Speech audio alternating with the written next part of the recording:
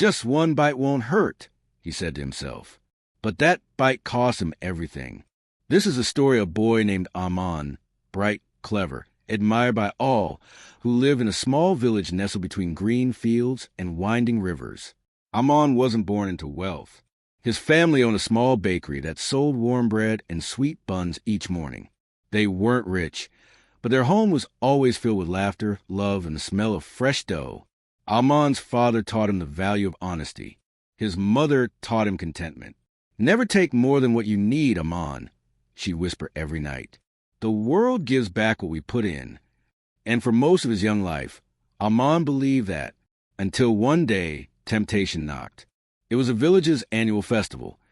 Colors everywhere, music in the air, and stalls lined with food, toys, and sweets that made every child's heart skip. But the real attraction? A royal chef visiting from the city, baking a cake worth more than what most villagers earned in a month.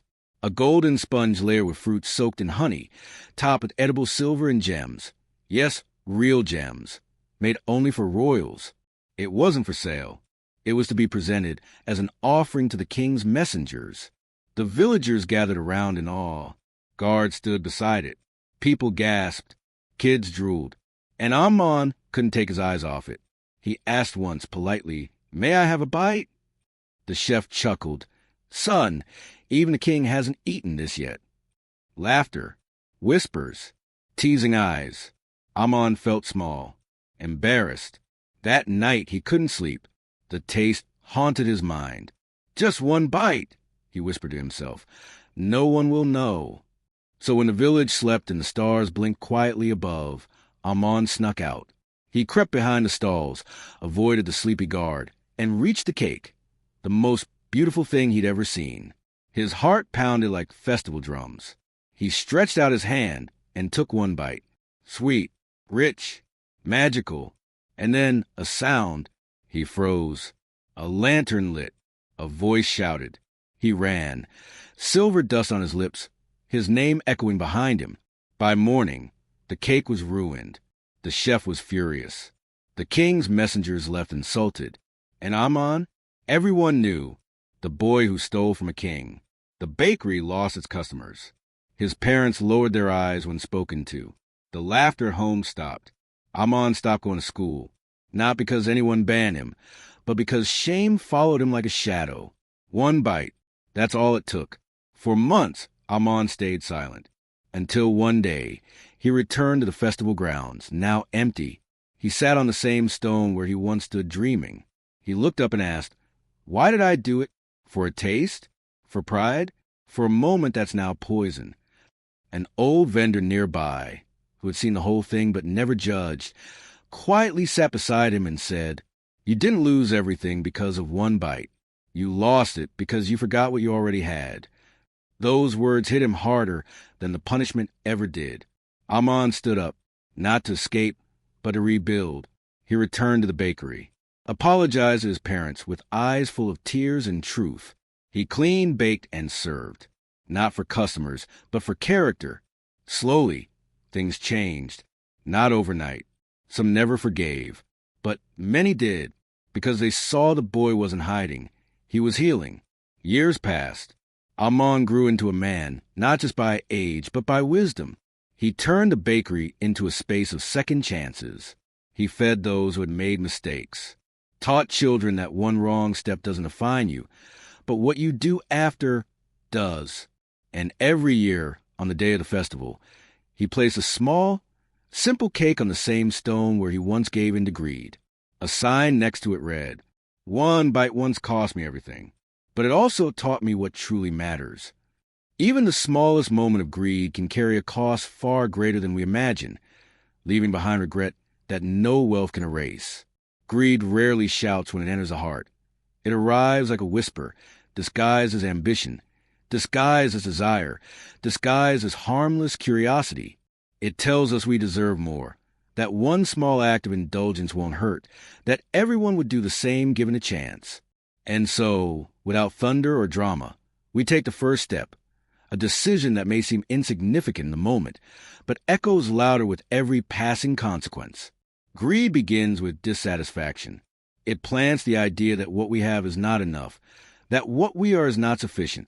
This seed of restlessness, when watered by comparison, jealousy, or pride, begins to grow.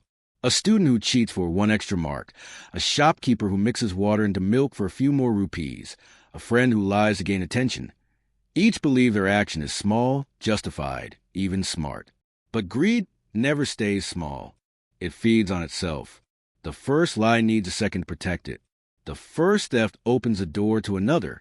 And with every repetition, our conscience becomes quieter, our excuses louder. The danger lies in how easy it is to justify greed. I'm doing it for my family. I've worked hard. I deserve this. Everyone else is doing it. Why not me? But these justifications blur the line between right and wrong. What begins as a shortcut becomes a lifestyle. What starts as an exception becomes a habit. And slowly, the person we once were, honest, humble, peaceful, disappears beneath layers of ambition and deceit. The true cost of greed isn't measured in money or material loss. It is measured in peace, in self-respect, in broken relationships, in sleepless nights. A wealthy man who lies to get richer may own more land, more cars, more influence, but if he cannot trust the people around him, if he fears being exposed, if he constantly feels empty inside, is that success or a life imprisoned by fear? A child who lies to win praise may receive applause, but deep down knows the truth. The applause feels hollow, the victory meaningless. One of the most painful truths about greed is that it often targets those who already have enough. Rarely does greed arise from need. It arises from want. The poor man may steal out of hunger, but the rich man who steals does so out of hunger for more. And that hunger, unlike real hunger, cannot be satisfied. The more it consumes, the more it wants. It is a fire that spreads with every spark. There are countless examples in life and literature where a moment of greed undoes years of work. A trusted employee embezzles money thinking they won't be caught and loses not just a job, but their reputation forever. A leader cuts corners for power. And when truth comes out, the fall is so hard that no apology can repair it. In every such story, the turning point is always a single choice, a moment where the person could have said no, but said yes. The reason such moments matter is because they define us, not by what we gain, but by what we're willing to risk. If we are ready to trade integrity for comfort, truth for success, or love for ego, then we may gain the world, but lose ourselves. And when a person loses themselves, no amount of praise, money, or comfort can truly satisfy them. Their soul becomes a silent battleground where regret grows louder than joy. And yet, society rarely talks about the long-term effects of greed. It glamorizes wealth, speed, and success without showing the consequences of shortcuts. But reality has its own laws. Sooner or later, every action finds its return. The lie comes to light. The stolen becomes known. The false praise fades. And in that moment, the cost becomes clear. Not just what is lost, but what could have been preserved if honesty had been chosen. But there's a silver lining in this lesson. Because while greed causes loss, awareness can begin healing. A person who recognizes the damage caused by their greed, who feels the weight of their mistake, who chooses to change, they can rebuild. It may take time. It may take courage. But it is possible. The journey back to truth is always longer, always harder, but also more meaningful. Every step taken with humility and honesty restores a part of what was lost. The antidote to greed is gratitude. A heart that counts its blessings leaves little room for envy. A mind that sees value in small things doesn't crave more. A soul that remembers its purpose won't chase illusions. When we appreciate what we have, be a small home, a single meal, a few honest friends, we protect ourselves from the lie that we need more to be enough. In the end, the smallest moment of greed becomes a mirror. It reflects not just what we want, but who we are, and the choice we make in that moment shapes not just our future, but our character. The true wealth lies not in what we acquire, but in the values we refuse to abandon, even when no one is watching. True wisdom lies not in gaining more, but in knowing when what we have is already enough. In a world that constantly demands more money, more fame, more recognition, more success, it becomes increasingly difficult to recognize the quiet strength and contentment. Everywhere we turn, We're bombarded with messages that suggest we're lacking, that we must chase, upgrade, and outperform. The idea of enough is often treated as a weakness, as if being satisfied means we've stopped trying. But the reality is quite the opposite. Recognizing sufficiency is not a sign of weakness, but a mark of profound wisdom and emotional maturity. The wisdom to know what's enough stems from deep self-awareness. It requires the ability to step back from noise, detach from pressure, and look inward. It means asking ourselves difficult questions. What am I really chasing? Is this truly my dream or someone else's expectation? Will achieving this goal genuinely bring me joy, or am I running from something inside? Most people never ask these questions. They move from one milestone to another, climbing ladders that lead to nowhere, chasing goals that were never theirs to begin with. Often, the people who chase endlessly are not unwise. They are unaware. They have been told, perhaps since childhood, that they must achieve more to be worthy. That happiness is waiting at the next turn. That rest, peace, and satisfaction are rewards for reaching the finish line, not companions for the journey. But life does not work that way. Life is what happens between the achievements. It is the quiet moments, the ordinary days, the laughter at dinner, the long walks, the simple acts of kindness. True wisdom is in recognizing that these moments are not pauses between real success. They are real success. Those who constantly strive without pause often pay a silent price. Their relationships weaken. Their health deteriorates. Their joy fades. They may gain respect in public, but suffer loneliness in private. They may fill their shelf with trophies, but find their hearts empty of meaning. The wise, however, understand balance. They pursue growth, but they also know when to stop and savor. They dream big, but remain grounded in gratitude. They work hard, but refuse to sacrifice their peace. This understanding does not mean giving up ambition. It means redefining it. Real ambition is not about acquiring everything. It's about building a life that aligns with one's values. For some, that may mean a quiet home and a close family. For others, it can mean meaningful work and impact. But in every case, wisdom teaches us that more is not always better. That life is not a competition, but a personal journey. That fulfillment is not about accumulation, but about alignment with self-purpose and people we love. There are countless examples in history and life that reflect this truth. The wisest sages, saints, and thinkers were rarely the richest or most powerful. In fact, many had little in terms of material wealth, but they were rich in clarity, peace, and presence. They saw the illusion in endless pursuit. They knew that the greatest wealth is not held in hands, but in the heart, and that no amount of external gain can fill an internal void. This is why some of the most successful people eventually return to simplicity. After years of running, they realized the peace they sought was never far away. It was buried beneath all they thought they needed. Knowing when something is enough also protects us from exploitation. When we're never satisfied, we're easily manipulated. Advertisers can sell us anything. Competitors can threaten us. Society can pressure us. But a person who knows they have enough becomes unshakable. They are not desperate. They are not jealous. They are not reactive. They live with calm because they are not pulled in 1,000 directions. They are anchored. This wisdom also makes room for joy. When we stop comparing and start appreciating, life begins to glow in places we never noticed. A cup of tea feels sacred. A simple conversation becomes memorable. A sunset feels like a blessing. These moments don't require money, effort, or planning. They only require presence. And presence is a gift that comes when we're not constantly racing toward what's next. One of the deepest tragedies of modern life is how many people realize this truth too late. At the peak of their careers, after achieving everything they once dreamed of, they feel a void they can't explain. They look back and see the cost: missed birthdays, broken relationships, neglected health. They ask themselves, was it worth it? And often the answer is painful, because the wisdom they needed was not more talent or more skill. It was the ability to say, this is enough. Fortunately, this wisdom is always available. It is not age-bound or experience-bound. It can arrive at any moment. When holding a newborn, when walking alone, when losing something we thought we needed. It comes when we pause and listen, when we stop asking, what do I lack, and start asking, what do I already have that matters? In that shift, life transforms. True wisdom doesn't sparkle. It doesn't shout. It doesn't demand attention. It quietly grounds us, guiding us to see value where others see nothing.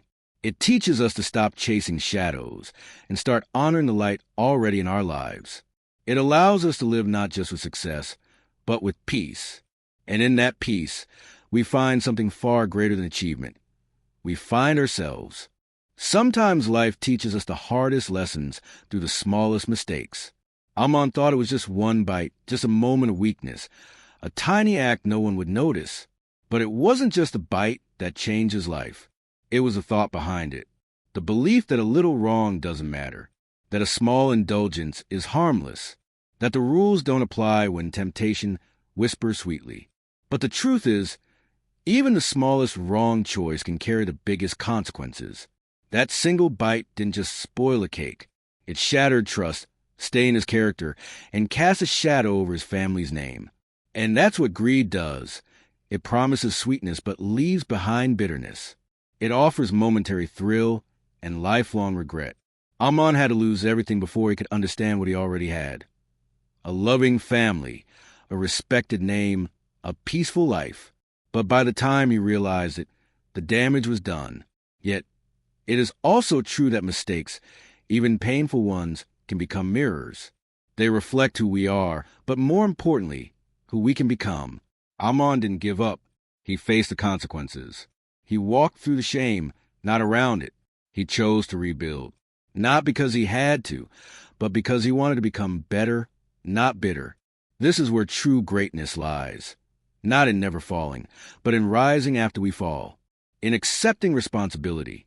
In asking forgiveness. In doing the hard work of change.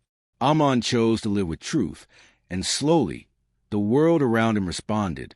Because people may judge our failures, but they deeply respect our courage to transform. The story reminds us of vital truth. Real success is not measured by what we gain, but by what we preserve. Our values, our peace, our relationships, and our integrity. Society often celebrates those who have more, not those who have enough. It praises fame over simplicity and ambition over stillness. But the happiest people in the world are not always the richest. They are those who are content. They are those who can sleep with peace, speak with honesty, and love without fear. Aman had to lose gold to discover the value of bread. He had to lose his voice in shame to find it in truth. And what he gained in return was something far more powerful than wealth or applause, wisdom. The kind of wisdom that comes only from pain, from reflection, and from rising after failure. We live in a time where shortcuts are common and values are optional. But Aman's story is a reminder that shortcuts don't lead to real destinations. That every action we take today becomes a foundation of our tomorrow. If we build with lies, the house will collapse. But if we build with truth, it may take longer, but it will stand. The moral lesson is clear and timeless. Greed may offer you the world, but it will cost you your soul. Be content, stay honest, and protect what truly matters. In our own lives, we may not face royal cakes or village scandals, but every day we are offered choices: to lie or tell the truth, to take or to earn, to fake or to be real. Each choice is a brick, and the life we live is the house we build with those bricks. Aman built a new house, not of wood and stone, but of repentance, discipline, and character. And in doing so, he became someone others could look up to, not because he was perfect, but because he was honest about his imperfection. This is the kind of story we should share with our children, with our friends, and with ourselves. Not just to warn, but to inspire. Not just to punish greed, but to celebrate redemption. To remind everyone that while mistakes are human, what we do after them defines who we truly are. And so, let us not chase every shiny thing we see. Let us not trade lifelong peace for short-term pleasure. Let us teach ourselves and others that happiness is not found in taking more, but in loving more, giving more, and being more grateful for what we already have. Let us remember that the world doesn't need more successful people with empty hearts. It needs more kind people with full souls. It needs more stories like Aman's, not because of the fall, but because of the rise. So if ever you find yourself tempted by what seems easy, ask yourself, will this bring me peace or just pleasure? Because what glitters may not always be gold, and what's valuable is not always visible. Choose the path that lets you sleep peacefully. Choose the path that allows you to look in the mirror with pride. Choose the path that your future self will thank you for. And if you've already made a mistake, don't despair. Like Aman, you can begin again. Because every ending holds within it the seed of a new beginning.